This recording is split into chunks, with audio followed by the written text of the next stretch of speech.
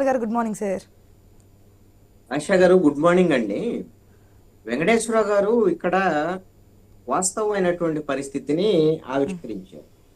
ఈ ఎపిసోడ్ వెంకటరెడ్డికి సంబంధించినటువంటి ఎపిసోడు, దీనికి సంబంధించిన వ్యవహారం మాట్లాడుకోబోయే ముందుగా కీలకమైనటువంటి అంశం ఇదే అండి. వెంకటేశ్వర గారు మాట ఆయన ఒక అంశాన్ని కుండబద్దలు కొట్టారు. అదేంటి అని అంటే, ఈ ప్రభుత్వంలో మేము భాగస్వాములు మాత్రమే, మొత్తం మా ద్వారాగా ప్రభుత్వం నడవటం లేదు, జరిగేటువంటి తప్పులకి మేము బాధ్యులం కాదు, జరిగే తప్పుల్ని మా పవన్ కళ్యాణ్ ఎత్తి చూపుతున్నాడు, మేము కూడా ఎత్తి చూపుతాము అనేటువంటి విషయాన్ని బహిరంగంగా జరుగుతున్నాడు. ఎందుకంటే డిప్యూటీ సీఎం గా ఉండి ఈ రాష్ట్రంలో పోలీసులు పనిచేయటం లేదు, ఈ రాష్ట్రంలో హోంమంత్రి పనిచేయటం లేదు, ఈ రాష్ట్రంలో ముఖ్యమంత్రి కూడా పనిచేయటం లేదు, లా అండ్ ఆర్డర్ ఆయన దగ్గరే ఉంది కదా అని బహిరంగంగానే కుండబద్దలు కొట్టాడు. ఒకసారి కాదండి, పిఠాపురం సభలో చెప్పాడు, ఢిల్లీ వెళ్ళి ప్రెస్ మీట్ లో చెప్పాడు, కాకినాడలో కోర్టులోకి వెళ్ళి చెప్పాడు, ఇదే విషయాలు చెప్పాడు. ఇంకా ఇంకా చెప్తూనే ఉంటారు వీళ్ళు. అర్థమవుతున్నటువంటి అంశం ఎందుకు అనంటే, ఈ ప్రభుత్వంలో జరిగేటువంటి తప్పుల్ని మేము నెత్తినేసుకోము, మంచి జరగాలని ప్రయత్నం చేస్తాం. అంటే జరిగే పొరపాట్లు జరిగి తప్పు జరిగి ప్రజల వ్యతిరేకత వచ్చింది అనుకోండి, మేమెందుకు మొయ్యాలి? ఈ ప్రభుత్వానికి నాయకత్వం ఇస్తుంది తెలుగుదేశం పార్టీ, కాబట్టి వాళ్లే నాయకత్వం వహించాలి అనేటువంటిది వాళ్ళ క్లారిటీగా పొలిటికల్ గా చాలా స్పష్టంగా వెళుతున్నారు. ఇది ఒక మంచిది కూడా, మంచి పరిణామం కూడా. రెండవ అంశం ఏంటి అని అంటే, ఇంకొక అంశాన్ని కూడా కుండబద్దలు కొట్టాడు, అధికారుల అవినీతికి సంబంధించినటువంటి అంశాన్ని. అందుకనే ఇది జరుగుతుందని. ఇక్కడ కీలకమైనటువంటి అంశం ఏంటంటే, ఏ తప్పు జరిగినా సరే ఈ ప్రభుత్వంలో, ఏ పొరపాటు జరిగినా, గత వైఎస్ఆర్ కాంగ్రెస్ పార్టీ వాళ్ళు ఎప్పుడో ఓడిపోయారు, వాళ్ళని ఓడించారు జనము, వాళ్ళ పక్కన పెట్టేశారు, జనం కూడా మర్చిపోయారు వాళ్ళని. ఇదంతా వైఎస్ఆర్ కాంగ్రెస్ పార్టీ అని చెప్పటం వెనక ఉండేటువంటిది ఏంటి అని అంటే, ఇది వీళ్ళ ఫెయిల్యూర్ ని కప్పిపుచ్చుకోవడానికి తప్ప ఇంకోటి కాదు. దీన్ని ఏదో మీరు మొత్తము మార్చేసేయండి, చేసేయండి అని అంటే, ఈ కరప్షన్ అనేటువంటిది జైళ్ల శాఖలో ఉన్న కరప్షనో లేకపోతే ఇంకొక శాఖలో ఉన్న కరప్షనో కాదండి. కరప్షన్ అనేటువంటిది బాడీలో క్యాన్సర్ ఎలాగైతే వస్తే మొత్తం బాడీని మొత్తాన్ని తినేస్తుందో, ఆ తరహాలో ఈ సమాజానికి క్యాన్సర్ లాగా అవినీతి పట్టుకొని ఉన్నటువంటి పరిస్థితి ఉంది, అన్ని శాఖల్లో ఉంది. ఆయన ఏమి జైళ్ల శాఖ అధికారి వెంకటరెడ్డి మీద వైఎస్ఆర్ కాంగ్రెస్ పార్టీ మీద అభిమానం మీద కాదు ఆయనకి చెప్పి చేసినటువంటిది, డబ్బుల కోసం చేశాడు. అవినీతి అనేటువంటి అంశం ఇక్కడ కీలకమైనటువంటి అంశం. ఈ అవినీతి ఎక్కడ ఉంది? కేవలం అధికారుల్లో ఉందా? శాఖల్లో మాత్రమే ఉందా? అంటే ప్రభుత్వంలో ఉండేటువంటి వాళ్ళు మీరు డబ్బులు తీసుకొని పోస్టింగ్స్ ఇచ్చి ఎంఆర్ఓకి ఎంత, లేకపోతే ఎస్ఐకి ఎంత, సిఐకి ఎంత, లేకపోతే ఈ విధంగా పోస్టింగ్లకన్నీ డబ్బులు తీసుకొని ఈ రోజున ప్రభుత్వంలో ఉండేటువంటి పోస్టింగ్లు ఇచ్చేటువంటి పరిస్థితి ఉంటే ఏం చేస్తున్నారు? అధికారులు వచ్చినటువంటి వాడు పెట్టినటువంటి డబ్బులకి వాళ్ళు సంపాదించుకోవడానికి వాళ్ళు ప్రయత్నం చేస్తున్నారు. ఇంకా చాలా మంది అధికారులు నెలవారీగా ఎమ్మెల్యేలకి ఉండేటువంటి నాయకులు, అధికార పార్టీ నాయకులకి నెలవారీ మామూలు ఇచ్చేటువంటి పరిస్థితి ఈ రోజున కూడా ఉంది. సబ్ రిజిస్టార్ ఆఫీసుల నుంచి, పోలీస్ స్టేషన్ల నుంచి. ఎందుకు లేదు? ఇప్పుడు నేను ఇంకోటి అడుగుతాను. వెంకటేశ్వర గారు ఇందాక చెప్తున్నారు కదా, మా నాదెండ్ల మనోహర్ బియ్యం పట్టుకుంటున్నాడు, మా పవన్ కళ్యాణ్ అది చేశాడు. బియ్యం అన్ని ఆ పోర్టుల దాకా ఎట్టొస్తున్నాయి? ఈ రాష్ట్రంలో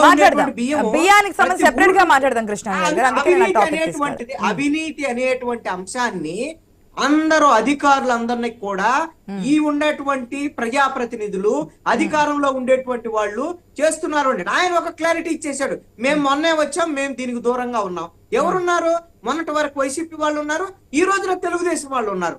ఆ క్లారిటీ వాళ్ళు ఇస్తున్నారు. కాబట్టి అలాంటి మిత్రుడితో వాళ్ళు ఎంతకాలం ఉంటే అంతకాలం వీళ్ళకి కూడా కొత్త అంటుతూనే ఉంటాయి ఖచ్చితంగా. ఈ ప్రభుత్వంలో జరిగే ప్రతి పొరపాటుకి, తప్పుకి, అవినీతికి ఈ ప్రభుత్వంలో ఉండేటువంటి వాళ్ళు ఖచ్చితంగా భాగస్వాములు. మీరు ఐఏఎస్ ఆఫీసర్ల దగ్గర నుంచి కింది స్థాయి పోలీసులు కానీ, అధికారులు కానీ ఎవరు కూడా వైఎస్ఆర్ కాంగ్రెస్ పార్టీకి ఊడిగించేయాల్సినటువంటి అవసరం వాళ్ళకి అసలు లేనే లేదండి. అసలు వైఎస్ఆర్ కాంగ్రెస్ పార్టీ అభిమానం ఉంది అని పిచ్చి మాటలండి. తెలుగుదేశం పార్టీతో అభిమానం ఉంది. ఇవన్నీ వాళ్ళ సమయానికి పోకల్ పోస్టుల కోసం, డబ్బుల కోసము ఆయా పార్టీల్లో అధికారంలో ఉండేటువంటి వాళ్ళకి వత్తాసు పలికేటువంటి కొంతమంది నాయకులు ఉంటారు. దీని వెనక ఉన్నది కరప్షన్. మోస్ట్ కరప్షన్ ఉన్నది భారతదేశంలో, ఆంధ్రప్రదేశ్ తో సహా పొలిటీషియన్ దగ్గర ఉన్నటువంటి కరప్షన్ మిగతా వాళ్ళ దగ్గర చాలా తక్కువ ఉంది. 70% పొలిటీషియన్స్ దగ్గర కరప్షన్ ఉంది. రావాలంటారు. మార్పు అనేది అక్కడ రావాలి. వాళ్ళు దొబ్బేస్తూ వాళ్ళు మొత్తం డబ్బుల కోసం ఈ రోజున రాజకీయాలు చేసేటువంటి పరిస్థితి. ఈ రాజ్యసభ సీట్లు మొత్తము డబ్బులు కమ్ముకోవటం, డబ్బులు కొనుక్కోవటము, వ్యాపారవేత్తలకు ఇవ్వటం, ఇది కరప్షన్ కాదా? ఎట్లా రాజ్యసభ సీట్ల గురించి వచ్చింది కాబట్టి నాగబాబుకి రాజ్యసభ నుంచి ఇటు వచ్చి మంత్రివర్గంలో క్యాబినెట్ లో చోటు ఇవ్వడం అట్లా చూడొచ్చు. ఆర్ కృష్ణయ్యను కూడా ఇప్పుడు ఎలా చూడాలి అంటే నాగేంద్ర బాబుకి రాజ్యసభ సీటు కావాలని కోరుకున్నారు, మంత్రి పదవి కాదు వాళ్ళు కోరుకున్నది. నాకు తెలిసి అయితే జనసేన పార్టీ వెంకటేశ్వరరావు గారిని చెప్పానంటే నాగేంద్ర బాబుకి మేము మంత్రి పదవి ఇస్తున్నామని చంద్రబాబు నాయుడు తెలుగుదేశం పార్టీ మీద లెటర్ రైట్ మీద ఇచ్చిన తర్వాత జనసేన పార్టీ హర్షం వ్యక్తం చేయలేదు అధికారికంగా, నాగేంద్ర బాబు హర్షం వ్యక్తం చేయలేదు అధికారికంగా, పవన్ కళ్యాణ్ హర్షం వ్యక్తం చేయాలి అధికారికంగా, ఎక్కడా కూడా జరగలేదు. సరే వాళ్ళకి సంతృప్తి ఉందా అసంతృప్తి ఉందా అనేది ఇది సెకండరీ. వాళ్ళు కోరుకున్నది మాత్రం రాజ్యసభ. ఎందుకు కోరుకున్నారు రాజ్యసభ? కోరుకోవటంలో కూడా అర్థం ఉంది. 3 రాజ్యసభలు ఖాళీ అయినాయి. 3 రాజ్యసభలు ఆంధ్రప్రదేశ్ లో ఉన్నటువంటి అధికారంలో ఉన్నాడు 3 పార్టీలు తలా ఒక రాజ్యసభ సీట్ తీసుకుని ఉంటే అసలు ఈ సమస్య ఉండేది కాదు. వాడు మాకు రాజ్యసభ కావాలని నేరుగా పవన్ కళ్యాణ్ ఢిల్లీ వరకు లాబింగ్ చేశాడు. చంద్రబాబు నాయుడుతో కూడా ఈ గట్టిగా ప్రభుత్వం మీద మాట్లాడుతున్నాడు పవన్ కళ్యాణ్. అంటే అర్థమైంది మా వాటాలు మాకు కావాలని ఇండైరెక్ట్ గా రాజకీయ వాటాల కోసమే జరుగుతున్నటువంటి అంశం ఇది. దాంట్లో ఇప్పుడు రాజ్యసభ ఇవ్వకుండా వాళ్ళకి కేవలము మంత్రి పదవి ఇస్తా అన్నారు. ఆ మంత్రి పదవి ఎప్పుడు ఇస్తారు ఏంటి అనే దాని మీద బహుశా ఇంకా క్లారిటీ రావాల్సినటువంటి అవసరం ఉంది. ముందు మంత్రి పదవి ఇచ్చేసి ఆ తర్వాత ఎమ్మెల్సీగా ఎప్పుడు చేస్తారు ఏంటి సెకండ్. ముందు మంత్రి పదవి ప్రకటనలు కాదు ఇచ్చేయాలనేటువంటి ధోరణి కూడా జనసేన వైపు నుంచి కనపడుతున్నటువంటి అంశము. జనసేన కోరుకున్నది ఒకటి, ఇచ్చింది ఒకటి. ఈ విషయంలో రాజ్యసభ సభ్యుల విషయంలో చంద్రబాబు నాయుడు ఏదో సరి చేశానని చెప్పుకుంటున్నాడు కానీ ఇది జనసేనలోనూ జనసేన తెలుగుదేశం మధ్య, అదే విధంగా తెలుగుదేశంలో కూడా అంతర్గతంగా ఒక రకంగా అగ్గి రాజుకున్నటువంటి అంశం అండి ఇది. ఎందుకంటే జనసేన ఏమో కోరుకున్నటువంటిది రాలేదు, మంత్రి పదవి ఇస్తానని దాంతో సంతృప్తి పడాలో లేదో అర్థం కావట్లేదు. రెండో అంశము తెలుగుదేశంలో ఉండేటువంటి సీనియర్లందరూ కూడా మొన్న యనమల రామకృష్ణుడు బహిరంగ లేఖ రాశాడు. ఎప్పటి నుంచి 1995లో చంద్రబాబు నాయుడు ముఖ్యమంత్రి కావడానికి కీలకమైనటువంటి వ్యక్తి ఎవరన్నా ఉన్నారంటే యనమల రామకృష్ణుడు ఆ రోజున స్పీకర్ గా ఉన్నట్టు. ఆ రోజు నుంచి వాళ్ళిద్దరి మధ్య బంధం కొనసాగుతున్నటువంటి అలాంటి యనమల రామకృష్ణుడే కాకినాడ పోర్టుకు సంబంధించినటువంటి కేవీ రావు విషయంలో చంద్రబాబు నాయుడుకి వ్యతిరేకంగా చంద్రబాబు నాయుడుకి బహిరంగ లేఖ రాశాడు. ఇలాంటి పరిస్థితుల్లో అంతర్గత కుమ్ములాట్లో గల్లా జయదేవ్ లాంటి వాళ్ళు మాకు రాజ్యసభ కావాలని వాళ్ళు ప్రయత్నాలు చేసినటువంటి పరిస్థితులు, టీజీ వెంకటేష్ లాంటి వాళ్ళు, ఇలాంటి కొన్ని మాకు సీనియర్ల గురించి పట్టించుకోవట్లేదు తెలుగుదేశం పార్టీలో అనేటువంటి దాని మీద ఎవరో సానా సతీష్ ఆయన తెలుగుదేశం పార్టీకి సంబంధం లేదు, ఏం లేదు. ఆయన తీసుకొచ్చేసి రాజ్యసభ. ఎందుకు అని అంటే ఆయన లాబీయిస్టు, వ్యాపారవేత్త. వీళ్ళు వచ్చి రాజకీయం చేస్తారు, వచ్చి వీళ్ళన్నా శుద్ధమైనటువంటి శుద్ధపూస రాజకీయాలు చేస్తారా? చెయ్యరు. ఆ విషయం అదే ఇప్పుడు వెంకటేశ్వరరావు గారు చెప్పినా కూడా అదే, ఇలాంటి రాజకీయాలను మేము యాక్సెప్ట్ చేయట్లేదు, మేమైతే చేయమని వాళ్ళు చెప్తున్నారు. ఇప్పుడు ఆర్ కృష్ణయ్య రాజ్యసభకు రాజీనామా చేసినప్పుడు ఏం చెప్పాడు? వైఎస్ఆర్ కాంగ్రెస్ పార్టీకి రాజీనామా, నేను బీసీల కోసం, బీసీల ఉద్యమం కోసం, బీసీలను ఉత్తరించడం కోసం రాజీనామా చేశాను. మళ్ళీ అదే రాజ్యసభ తీసుకున్నాడు. మరి ఆ రోజునేమో వైఎస్ఆర్ కాంగ్రెస్ పార్టీ, ఈ రోజేమో బీజేపీ. అంటే నీ రాజకీయ ప్రయోజనాల కోసం, నీకు జరిగేటువంటి ప్రయోజనాల కోసం బీసీలు తాకట్టు పెట్టేటువంటి రాజకీయం చేసేటువంటి ఆర్ కృష్ణయ్యని ఈ రోజున బీసీలను ఎత్తుకెత్తుకోవాల్సినటువంటి దౌర్భాగ్యమైనటువంటి పరిస్థితి. ఇప్పుడు తెలుగుదేశం వాళ్ళు కూడా బేదా మస్తాన్ రావుకి ఇచ్చారు. ఆయన పాత తెలుగుదేశమే. ఎవరు ఈ బేదా మస్తాన్ రావు? ఆయన పెద్ద వ్యాపారవేత్త కాబట్టి ఆయనకు అవకాశం దొరికింది. మరి అదే విధంగా ఇప్పుడు తెలుగుదేశం పార్టీ కోసం పనిచేసినటువంటి ఏ వరల రామయ్యో లేకపోతే ఇంకొకళ్ళు ఎవరికన్నా అలాంటి వాళ్ళకి ఏమైనా అవకాశం ఇచ్చేటువంటి పరిస్థితి ఉంటుందా? లేదు.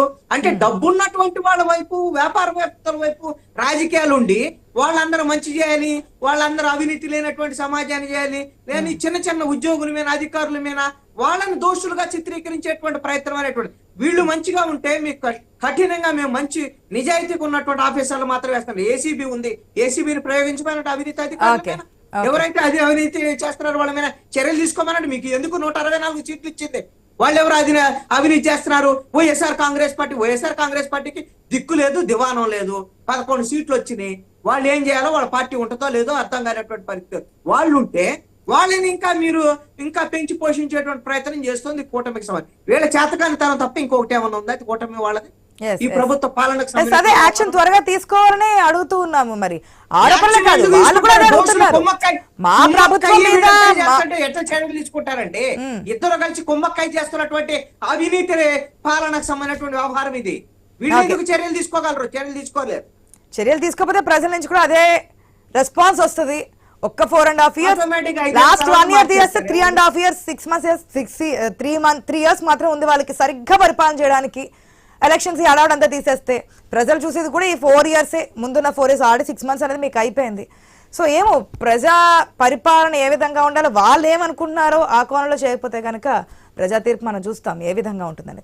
సత్యనారాయణ గారు, రేషన్ బియ్యం నిన్నటి దాకా కాకినాడ చూసాం, ఇప్పుడు వైజాగ్ 480 మెట్రిక్ టన్నులు, అది కూడా ఎగుమతికి సిద్ధంగా ఉన్నటువంటిది పట్టుకోవడం జరిగింది.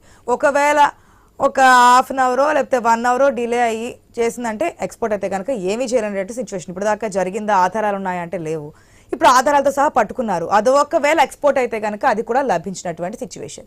ఎట్నుంచి వస్తున్నాయి? ఓకే, అక్రమ బియ్యం పట్టుకున్నామంటున్నారు, పట్టుకోవడానికి అంటే వస్తున్న వేస్ని ఎందుకు ఖండించడం లేదు మీరు? బియ్యం